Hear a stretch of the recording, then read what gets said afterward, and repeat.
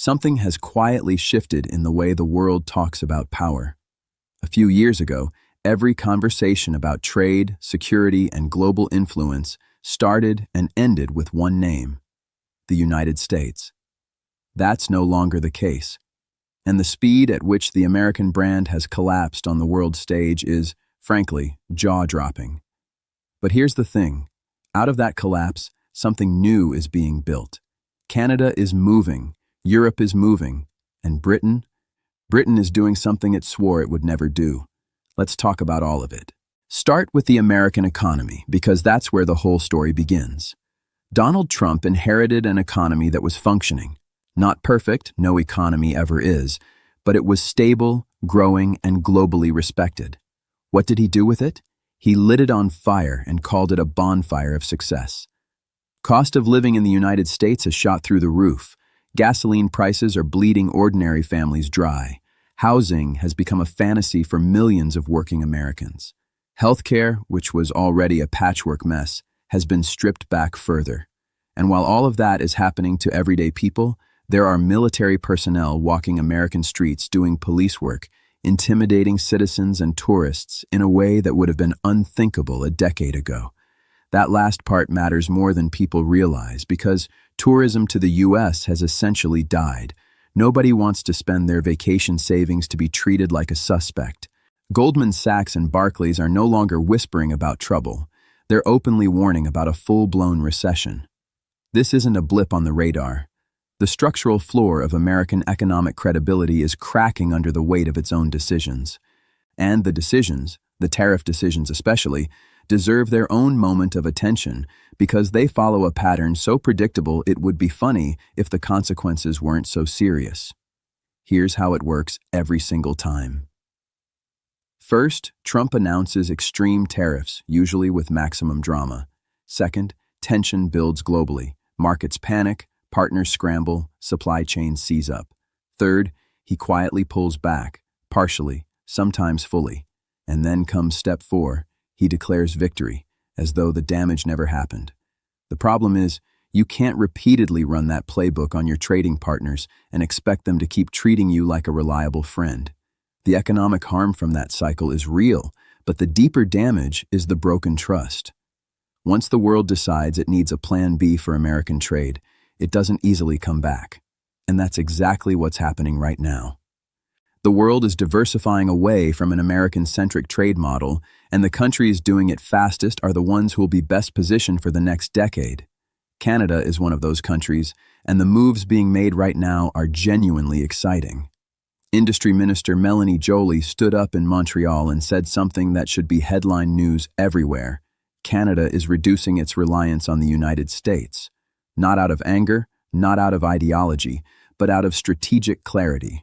The goal is to double Canadian exports to Europe, a full 100% increase, and the vehicle for doing that is CETA, the trade deal that already gives Canada preferential access into the European market. And what Canada is bringing to that relationship isn't just softwood lumber or agricultural goods, it's aluminum, it's critical minerals, it's the strategic commodities that Europe desperately needs to rebuild and expand its own defense production capacity. Quebec's aerospace sector alone is sitting on an enormous opportunity because Europe needs planes, Europe needs advanced manufacturing capability, and Canada has the skilled workforce to deliver it. The logic goes even further. Canada doesn't need to import these things from the US anymore. It can buy from allied nations and then build domestically, using Canadian materials and Canadian labor, feeding money back into the Canadian economy rather than sending it south. If Canada commits to the Griffin E aircraft program, for example, it could become a major assembly and export hub, including for Ukraine, which has already signaled its interest in that platform. That is not a reactive strategy born out of frustration with Trump. That is a long-term industrial vision. That is what real economic sovereignty looks like. Now let's talk about Europe directly, because there's a certain crowd, the MAGA faithful and their Canadian cousins, who keep insisting that the European Union is crumbling from within. The argument goes something like this: member states are unhappy, countries want out, the whole project is doomed. Let's deal with that argument with actual data, because the facts are not subtle. A 2026 survey found that 73% of Europeans view the EU as a source of stability in an unstable world. Croatia joined the EU on January 1st, 2023. Bulgaria joined on January 1st, 2026. 7 additional countries are currently in active negotiations to become members. If the EU is such a disaster, why is the waiting list getting longer? Nobody queues up to board a sinking ship. The EU is not collapsing, it's expanding. And its soft power, its trade network, and its collective clout on the world stage are only going to grow as the US continues to shrink its own influence. Which brings us to Britain, and this is where it gets genuinely fascinating. Officially, the UK has not applied to rejoin the EU. No formal request has been made, and no British politician has stood in the House of Commons and said, "We made a mistake, let us back in." But unofficially, what's happening is something analysts are starting to call Brexit by stealth, or more accurately, re-entry by stealth. The numbers that triggered this shift are striking. 58% of British people now say Brexit was a mistake. That same 58% say they would vote to rejoin today if given the chance. So what's the government actually doing about that? Rather than making a headline-grabbing announcement that would ignite a political firestorm, the UK is pursuing what it calls dynamic alignment. A quiet, deliberate process of adopting current EU regulations and standards to make Britain a more natural and more compatible trading partner with Europe. If that sounds familiar, it should. It's almost a page-for-page copy of Mark Carney's approach to governance. Quiet competence, steady alignment, no unnecessary drama, long-term results.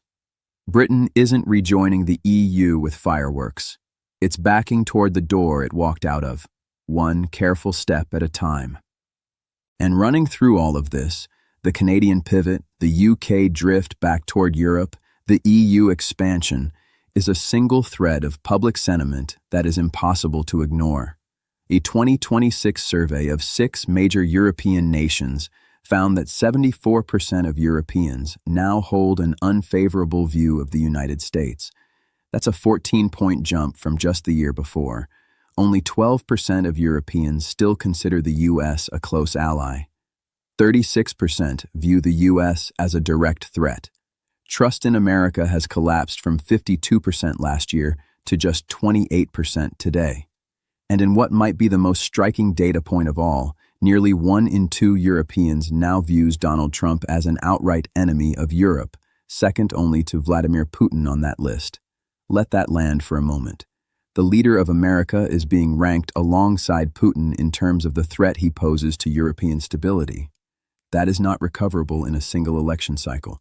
That is a generational trust collapse. Meanwhile, Canada's reputation in Europe is heading in the exact opposite direction. While the U.S. is being viewed as a threat, Canada is consistently described across European polling as trustworthy, predictable, stable, and like-minded. And Canadians themselves are recalibrating. Up to 57% of Canadians now support at least exploring the idea of a closer relationship with the EU. Some polls show support for full membership discussions. More tellingly, only 24% of Canadians now hold a positive view of the United States. 68% view the U.S. unfavorably. And 59% of Canadians name the United States, not China, not Russia, but their immediate neighbor, as their country's #1 threat. So where does that leave things practically? Because it would be naive to pretend that Canada, the UK, and the EU can simply flip a switch and cut the US out of their economic lives. Trade relationships built over decades don't evaporate overnight, and nobody serious is suggesting they should. Canada still trades with China. Canada still trades with India. Does that mean we extend unconditional trust to those countries? No. It means we use cautious, structured engagement with strict parameters. That is now the template for how the Western world outside the U.S. is learning to manage its relationship with Washington. You trade where supply chains demand it. You cooperate where interests align. But you stop pretending a bully is your best friend, and you stop building your strategic future around a partner who has made it clear they see you as leverage rather than ally. The architecture of Western trade and diplomacy is being redrawn right now, not loudly, not with dramatic declarations, but steadily and deliberately. Canada is anchoring itself to Europe. The UK is edging back toward the bloc it left, and the US, under the weight of its own self-inflicted wounds, is watching its relevance quietly drain away. The question for all of us watching this unfold is whether we engage with that shift emotionally, reacting out of anger or loyalty, or rationally, following the data and building for the future. That's the real choice in front of us, and it's worth thinking about carefully.